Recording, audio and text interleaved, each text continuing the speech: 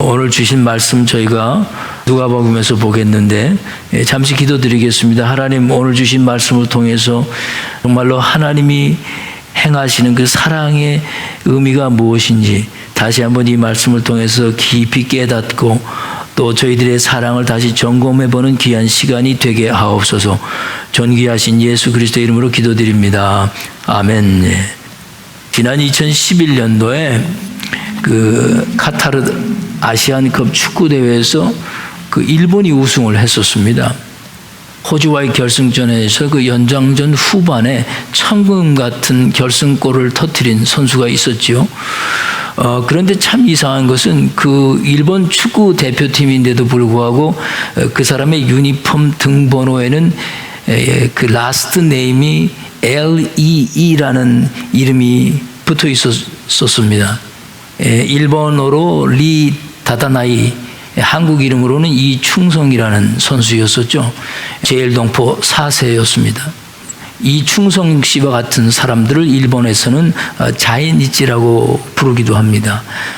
이충성 선수는 어려서부터 축구를 시작을 했었는데 그의 소원이 자신의 가슴에 한국 태극마크를 달고 뛰는 것이었습니다. 이 충성 선수는 일본에 귀화하지 않았습니다. 결국에 2004년도에 19세 이하 한국 청소년 축구 대표팀의 그 박성화 감독 눈에 띄어서 발탁이 되었어요. 그러나 끝내 제일동포라는 그 차별에 적응하지 못하고 일본으로 돌아가게 됐습니다. 그 유도 선수였던 추성훈 선수도 그 같은 비슷한 케이스입니다. 그런 그에게 일본 축구협회가 기회가 왔다 생각을 하고 이충성 씨에게 다가가서 기화를 제안했던 겁니다. 이충성 선수는 고민 끝에 2007년에 일본으로 기화를 했죠. 그러나 그의 라스트 네임만큼은 일본어로 바꾸지 않았습니다. 그리고 그 후 2008년 베이징 올림픽 때 일본 대표팀에 발탁이 되었고 2011년 카타르 아시안컵 대회에 출전해서 그 일본에게 영광의 금메달을 안겨준 선수가 된 겁니다. 우승의 소감을 묻는 기자들이 이런 질문을 했어요.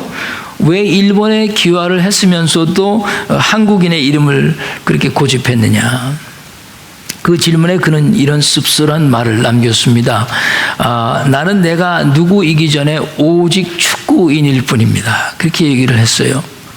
그 말 속에는 아픔이 담겨 있는 거예요. 자신을 인정해 주지 않은 한국이 아직도 자신의 조국이라는 것을 마음 뼛속 깊이 슬픔으로 가지고 있는 얘기죠. 이런 이충성 선수 같은 사람들을 보면서 여러분과 내가 느낄 수 있는 것은 분명히 있습니다. 사람은 누구나 할 것 없이 인정받고 사랑을 받고 싶어 하는 겁니다. 이것이 인간이 가지고 있는 본성이죠. 사람은 사랑을 받을 때 또 사랑을 할 때 행복해지는 거죠. 근데 이런 인간의 사랑에 독특한 특성이 있어요. 그것은 사랑받은 만큼 줄 수 있는 특성입니다. 받지 못하면 결코 줄 수 없는 그것이 사람의 사랑인 겁니다. 무시를 당하고 외면당하고 버림을 받는 곳에서 사랑을 느낄 수 있다고 생각하는 것은 굉장히 큰 오해라고 볼 수 있죠.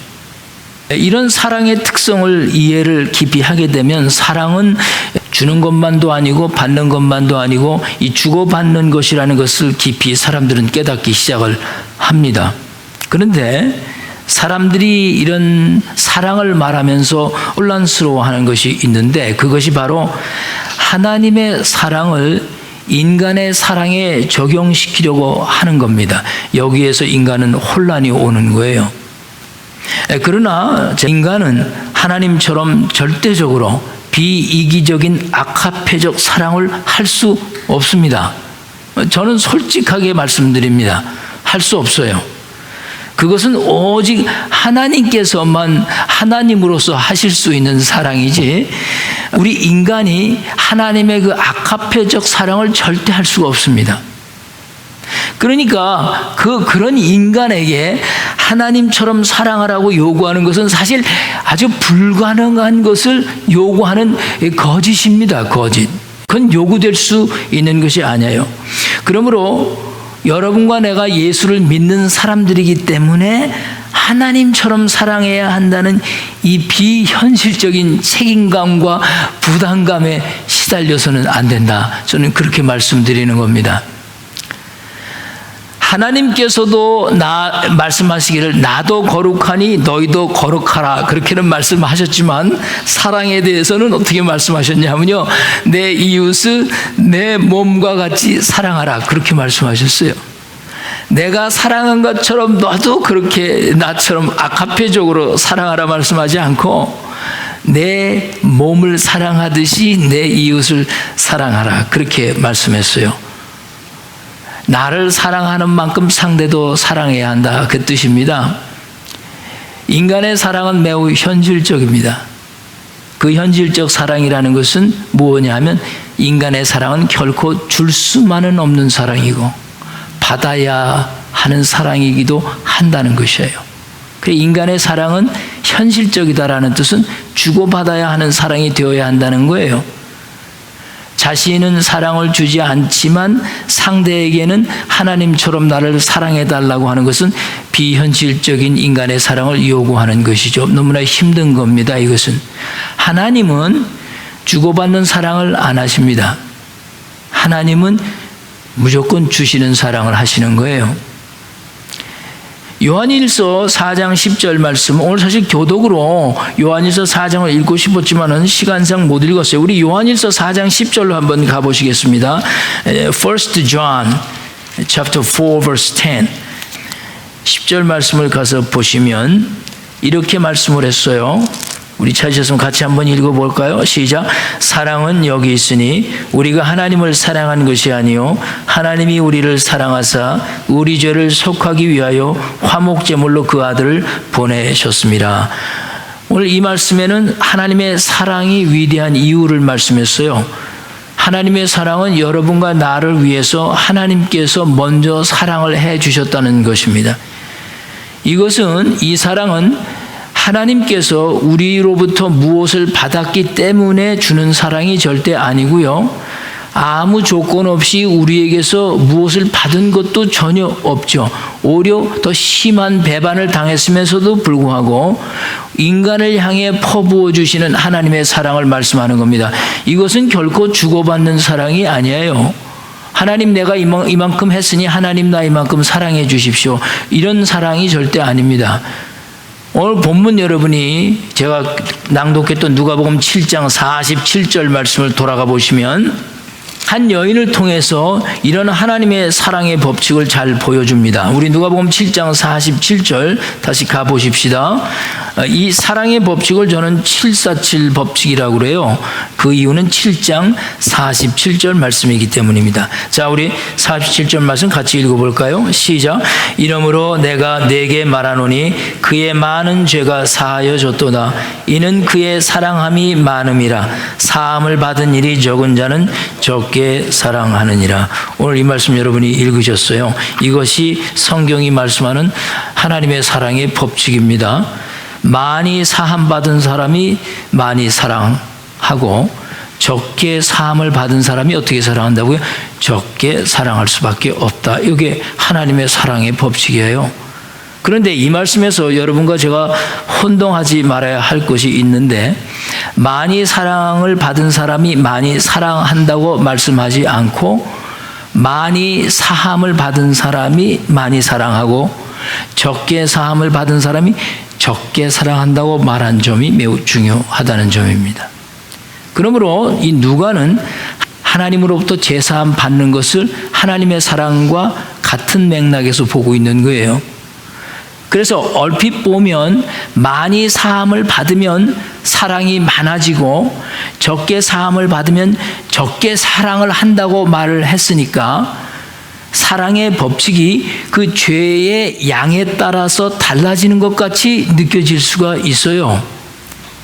그래서 사람들이 흔히 생각하기를, 그렇다면 사랑이 많아지기 위해서는 의도적이라도 죄를 더 많이 지어야 되는 겁니까? 라는 질문이 생길 수밖에 없죠. 생각이 깊은 사람이라면, 그죠?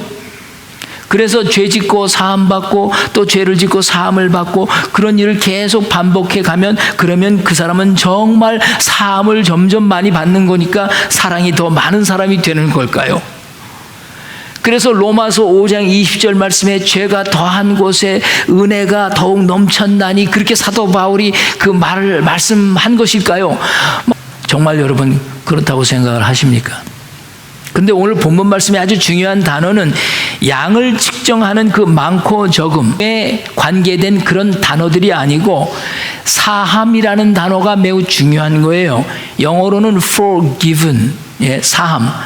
이 사함은, 이 forgiven은 양의 문제가 아니고 quality, 질의 문제인 거예요. 하나의 죄를 사함을 받더라도 여러 개 혹은 여러 개의 죄의 사함을 받던지 그 사함의 질은 똑같다는 겁니다. 왜냐하면 그 사해 주시는 그 용서의 주체가 예수 그리스도가 되시기 때문에 그런 겁니다. 그러나 이 뜻이 죄를 많이 진 사람일수록 사함을 받은 양이 많기 때문에 사랑을 많이 하게 된다는 뜻은 절대 아니라는 겁니다. 이것을 혼동해서는 안 되는 거예요. 한 가지의 죄를 사함을 받았어도 많이 사랑할 수 있다. 그 뜻입니다. 한 가지의 죄를 사함 받았어도. 성경이 이 여인을 통해서 말씀하려고 하는 것은 사함에 대한 여러분과 나의 확신이지 그 죄가 사함받은 것이 많고 적은 것에 따라서 사랑을 많이 할 수 있고 사랑을 적게 할 수 있다는 게 아니고 어떤 죄 하나를 사함받은 그 확신이 있다면 그것에 대한 믿음이 분명하다면 그 사람은 정말로 사랑할 수 있는 사람이 된다 그 뜻입니다. 그러므로 하나님의 사랑의 법칙은 사랑을 기준으로 하지 않고 사함의 기준을 둔다는 거예요. 그러므로 자신이 지은 죄가 얼마나 많든지 혹은 얼마나 적든지 간에 십자가의 보혈로 인해서 내가 사함을 받았다고 확신 있게 믿는 사람이라면 얼마든지 그 한 번의 죄 사함을 통해서 사랑할 수 있는 사람이 된다는 것입니다. 이 경우를 바꾸어서 말하면 나는 사함받을 죄가 이제 더 이상 없어요. 나는 죄사함 다 받았어요. 이제는 더 받을 거 없어요. 라고 생각을 하는 사람이라면 진정 사랑할 줄 모르는 사람이 될 수 있다. 그 뜻이기도 합니다. 그래서 48절에 주님께서 더욱 분명하게 밝히셨습니다. 48절을 한번 우리 보십시다. 성경이 뭐라고 얘기했는지 같이 읽겠습니다. 시작. 이에 여자에게 이르시되 내 죄사함을 받았느니라. 할렐루야. Your sins are forgiven. 그랬어요. 그러니까 주님이 말씀하시고자 하는 사랑의 법칙은 우리가 생각하는 사랑의 법칙과는 반대예요. 우리는 사랑이 많아야 용서할 수 있다고 생각하잖아요. 내가 남을 용서하지 못하는 이유는 내가 사랑이 없어서 남을 용서하지 못한다고 생각하거든요. 대부분의 사람들은 다 그렇게 생각하고 살아요. 그러나 오늘 요한복음 이 7장 47절 이 747 법칙에 기준하면 여러분과 내가 사랑을 많이 못하는 이유는 내가 사함을 받았다는 그 믿음과 확신이 적기 때문에 그게 부족해서 많이 용서하지 못하고 많이 사랑하지 못할 수 있다. 그렇게 말씀하는 것이죠. 그러니까 우리가 사랑을 하기 전에 먼저 해야 될 것이 분명히 있다는 거예요. 그게 뭐냐 하면 먼저 나를 향해 베풀어 주신 그 하나님의 그 사함과 용서를 정말 내가 깊이 깨닫고 있느냐. 이것을 먼저 분명하게 확인해야 된다는 거죠. 우리가 이 사함에 대한 확신을 가질 때 우리는 사랑할 수 있는 사람으로 변해가기 시작하는 거죠. 오늘 이 시간 이 말씀을 통해서 여러분과 나의 모든 죄가 그리스도 예수의 십자가에서 사함을 받았다는 확신을 가져야 합니다. 하나의 죄라 할지라도 확신을 가지십시오. 그러면 여러분과 나는 용서할 수 있는 사람이 되고 사랑을 주고받을 수 있는 성도들이 될 수 있게 되는 것입니다. 그런 축복이 있기를 간절히 축원드립니다. 본문에 기록된 예수님의 발에 향유를 부은 여인을 한번 좀 더 생각을 해볼 필요가 있겠습니다. 성경이 그 여인에 대해서 37절에 이렇게 말씀을 했어요. 37절 앞부분을 보시면 그 동네에 죄를 지은 한 여자가 있다라고 했어요. 이 여자에 대한 예수님의 정의입니다. 이 동네에 죄를 지은 한 여자가 있어라고 했어요. 이 말씀이 얼마나 중요한 말씀인지 우리가 깨달아야 돼요. 이 말씀에 따르면 이 여인은 자기가 살고 있는 동네 사람들이 다 알고 있는 어떤 공개적인 죄를 지었다라는 뜻입니다. 한국어 성경에는 그 여인이 지은 죄에 대한 시제를 분명하게 밝히지를 않았어요. 이게 언제 지은 죄에 대해서. 그러나 영어 성경이 중요한 이유가 바로 이런 데 있어요. 영어 성경에 보면 A woman who had lived a sinful life in that town이라고 그랬어요. 그러니까 영어에서는 과거 시제인 had lived를 사용했다는 뜻은 모든 동네 사람들이 알고 있는 이 여인이 지은 죄가 이미 사함을 받았다는 것을 강조하고 있는 거예요. 예, 아시겠죠? 지금 계속 죄를 지고 있는 그런 상태라기보다는 이미 이 죄에 대해서 어느 정도 끊어졌다는 것을 얘기하는 거예요. 그러니 그가 공개적으로 동네 사람들이 다 알고 있는 그 어떤 죄에 대해서 더 이상 범하고 있지 않다, 그 뜻입니다. 그렇다면 여기서 명백하게 드러난 것이 있어요. 그 여인이 어떤 죄를 범했던지, 그것이 공개적으로 밝혀졌든지 안 밝혀졌든지, 정말 중요한 것은 다시 그런 종류의 죄를 범하지 않는 그런 삶을 살게 된 것이 그 여인으로 하여금 사함에 대한 확신을 주었다는 거예요. 아무리 공개된 죄라 할지라도 그것에 대해서 사함을 받고 더 이상 부끄러워하지 않는 그런 확신을 가졌다는 거예요. 그래서 이 여인이 많이 사랑할 수 있는 능력을 갖게 되었다, 그 뜻입니다. 어느 정도로 주님을 사랑하는 것을 보여줬어요. 자신이 가지고 있던 평생에 모아뒀던 소중한 그 향유 전체를, 그것도 예수님의 그 더러운 발에 뿌렸다는 거예요. 대단한 헌신이 아닐 수 없습니다.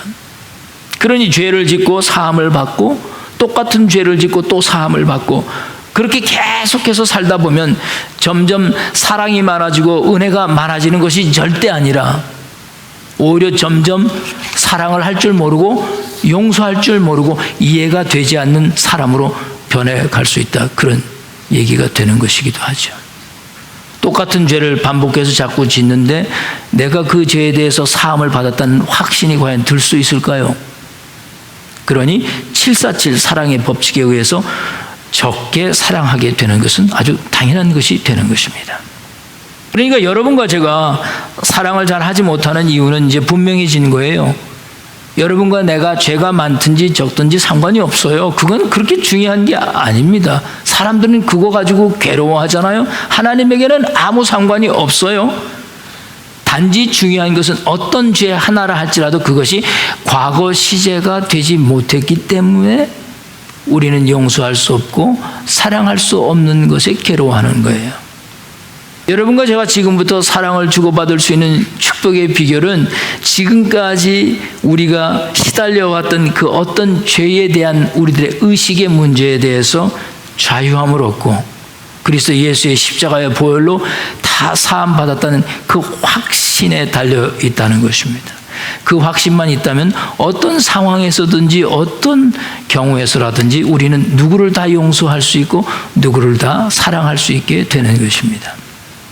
그런데 오늘 보면 37절 말씀을 보면 또 다른 한 사람에 대해서 성경이 언급을 했어요. 근데 이 사람은 이 여인만큼 사함에 대한 확신이 없었던 사람이 분명합니다. 이 사람은 예수님을 자신의 집으로 초대한 시몬이라는 이름을 가진 바리새인이라고 그랬어요. 예수님께서 그 시몬의 집에 계시다는 것을 알고 이 여인이 비싼 향유를 담은 옥합을 가지고 달려왔어요. 그리고 나서는 예수님 뒤로 와서는 그 예수님의 발 곁에 서서 울며 예수님의 먼지 묻은 발에 그 비싼 향유를 부었습니다. 그 광경을 본 이 시몬이란 바리새인이 39절에 이렇게 말을 했어요. 39절 같이 읽겠습니다. 준비되셨죠? 시작. 예수를 정한 바리새인이 그것을 보고 마음에 이르되 이 사람이 만일 선지자라면 자기를 만지는 이 여자가 누구며 어떠한 자 곧 죄인인 줄을 알았으리라 하거늘. 시몬이 이렇게 말한 것은 예수님께서는 자신을 비롯한 모든 동네 사람들이 다 알고 있는 이 여인의 죄가 무엇인지도 혹시 모르고 있을지도 모른다. 물론 이 사람이 예수님을 시험하는 것이기도 했지만요, 시몬이 이렇게 말하는 배경에는 이 여자에 대해서 어떤 편견이 있었던 것은 분명합니다. 뭐냐? 이 여자는 나와는 종류가 다른 사람이다 라고 생각하는 신앙의 교만함이 있었을 것입니다. 바리새인이었다고 그랬어요. 그리고 이 사람은 죄인이라고 성경에서 말하지 않고 집 주인이었습니다. 여기에 주인과 죄인의 차이가 있는 거예요. 자, 어떤 종류의 여자라는 것입니다. 공개적인 죄를 범한 여자라는 거예요. 이 여자는 영어에 보니까 이렇게 번역을 했어요. He would know who is touching him and what kind of woman she is. That she is a sinner. 자, 지금 바리새인 이 시몬은 자신이 세운 사랑의 법칙이 분명히 있는 사람이에요. 이 사람은 하나님의 사랑의 법칙을 몰라요. 자기가 가지고 있는 사랑의 법칙을 말하고 있는 거예요. 이 시몬이란 바리새인이 세운 자신의 사랑의 법칙이 무엇입니까? 바로 What kind of person are you? See? kind를 따지는 거예요. 취향을 따지는 거잖아요. What kind? 종류를 따지는 거예요. 이게 인간이 가지고 있는 사랑의 법칙입니다. 인간은 사랑을 할 때 종류를 따져요. 취향을 따진단 말이에요. What kind of person you are? 이걸 따지면서 사랑을 결정하는 것이거든요. 다시 말해서 나와 같은 종류의 사람이라면 내가 사랑할 수 있다는 거고, 나와 취향이 같으면 내가 받아줄 수 있다는 거예요. 나와 같지 않은 다른 종류의 사람은 내가 받아줄 수 없고 사랑할 수 없다는 거예요. 그러니까 이 시몬의 사랑의 법칙은 취향이요 종류였던 겁니다. 그러니까 제대로 사랑할 수 없는 거예요. 그리고 그것은 정말 사랑이 아니었던 거죠. 이 여인이 어떤 종류의 죄인이라는 것을 우리 동네 사람들은 다 아는 사실인데 왜 예수님은 못 보고 있는 것일까?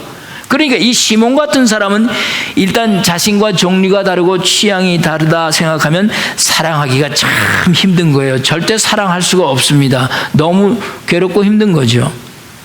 저 사람은 나와 같은 레벨이 아니니까. 사함이 있든지 없든지는 중요하지 않는 거죠. 마음을 그냥 닫아버리게 되는 것입니다. 그렇다면 바리새인이 생각하는 자신은 어떤 종류였을까요? 이 시몬은 자신을 어떤 종류로 봤을까요? 자신은 그런 공개적인 죄를 누구나 다 할 수 있는 그런 공개적인 죄 정도는 짓지 않는 사람이라는 거죠. 죄를 지어도 아무도 모르는 거예요. 자기만 아는 죄가 있는 거죠, 이 사람은. 그래서 죄도 교양 있게 지을 수 있다고 생각을 하는 사람이 분명합니다. 그러니까 시몬처럼 바리새인의 눈을 가지고 있게 되면 여러분과 나는 결코 평생을 살면서 종류와 취향에 따라 사람을 사랑할 수 있느냐 사랑할 수 없느냐가 결정이 되는 것입니다. 그런데 39절 말씀에 더 놀라운 것이 있어요. 시몬이 그것을 공개적으로 말한 것이 아니라 자신의 마음속으로 그렇게 생각한 것을 주님이 알아채신 겁니다. 대단히 놀라운 것이죠. 그러시면서 뭐라고 말씀하셨냐면 시몬아 내가 내게 이를 말이 있다 하고 하시면서 그 속으로 취향과 종류를 따지는 그 시몬에게 비유를 들어 말씀해 주셨어요. 41절과 42절 말씀입니다. 자, 같이 읽겠습니다. 시작. 이르시되 빚주는 사람에게 빚진 자가 둘이 있어 하나는 500데나리온을 졌고 하나는 50데나리온을 졌는데 갚을 것이 없으므로 둘 다 탕감하여 주었으니 둘 중에 누가 그를 더 사랑하겠느냐. 한 사람은 500데나리온, 한 사람은 50데나리온, 10배 차이 아닙니까? 근데 문제는 둘 다 갚을 능력이 없어요. 많고 적음이 중요한 게 아니에요. 갚을 능력이 없는 게 중요한 거죠. 예. 그래서 500개 빚을 진 종류나 50개 빚을 진 종류나 다 갚을 능력이 없어서 둘이 똑같이 어떻게 됐어요? 탕감받았어요. 그런데 그 둘 중에 누가 더 사랑할 수 있겠냐고 질문했어요. 시몬이 대답하기를 당연히 많이 탕감받은 자가 더 사랑할 수 있습니다. 사랑의 법칙을 지금 얘기하고 있는 거죠. 예. 주님께서 내 판단이 옳도다. 빚진 양이 기준합니까? 아닙니다. 탕감에 기준하는 거예요. 탕감에. 그러니 죄인인 여인이 예수님의 발을 자기 머리털로 씻고 그 발에 향유를 붓는 그 아름다운 행위는 그 여인이 탕감을 받은 확신이 있었기 때문에요. 죄를 많이 짓고 적게 짓고 그거 문제가 아니고 죄 사함에 대한 확신이 있었어요. 탕감 받았다는 확신이 있었어요. 그러면서 예수님께서 시몬 바리새인에게 아주 중요한 것, 다시 말해서 탕감을 받은 자들이 할 수 있는 신앙의 그 위대한 행위에 대해서 말씀하셨습니다. 44절 우리 같이 읽겠습니다. 시작. 그 여자를 돌아보시며 시몬에게 이르시되 이 여자를 보느냐? 내가 내 집에 들어올 때 너는 내게 발 씻을 물도 주지 아니하였으되 이 여자는 눈물로 내 발을 적시고 그 머리털로 닦았으며. 얼마나 아름다운 모습을 말씀하고 있어요. 당연히 예수님의 발을 씻겨줘야 할 사람은 그 집 주인이었지 죄인이 아니었어요. 여기에 there's a difference between the owner and the sinner, right? 주인이 발을 씻어줬어야 되는데 죄인이 씻었단 말이에요. 죄인이. 그것도 물로 씻었습니까? 눈물로 씻었습니까? 눈물로 씻었잖아요.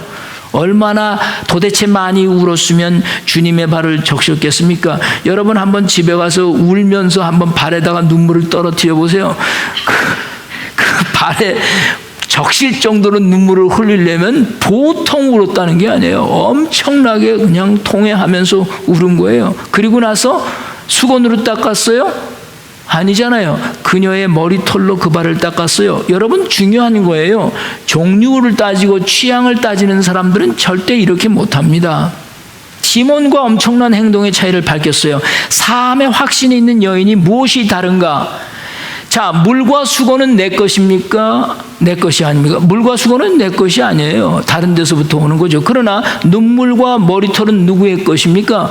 우리 것이거든요. 내 것인 거예요. 이게 물과 수건과 눈물과 머리털의 차이인 거예요. 내 눈물과 내 머리털은 돈을 주고도 살 수 없는 겁니다. 어디 가서도 천금을 내도 가져올 수 없는 게 여러분의 눈물 한 방울과 내 머리털 하나예요. 이게 무엇을 의미하는 거냐 하면 진정으로 죄사함을 받은 사람은 그 죄사함을 받은 탕감의 확신이 있기 때문에 절대로 다른 것으로 하나님께 드릴 수가 없어요. 모든 것이 내 마음속에서 나오는 거로 드리는 거예요. 모든 것이 내 눈물이고 내 머리카락이고 내 손끝에서 나오는 걸 드리는 거예요. 빌려다가 할 수도 없어요. 꼬다가 할 수도 없는 거예요. 사함을 받은 탕감을 받은 확신은 그렇게 우리를 용서의 자리로 나가고 사랑의 헌신의 자리로 나가게 하는 것이에요. 이것이 진짜 내 것이기 때문에 그래요.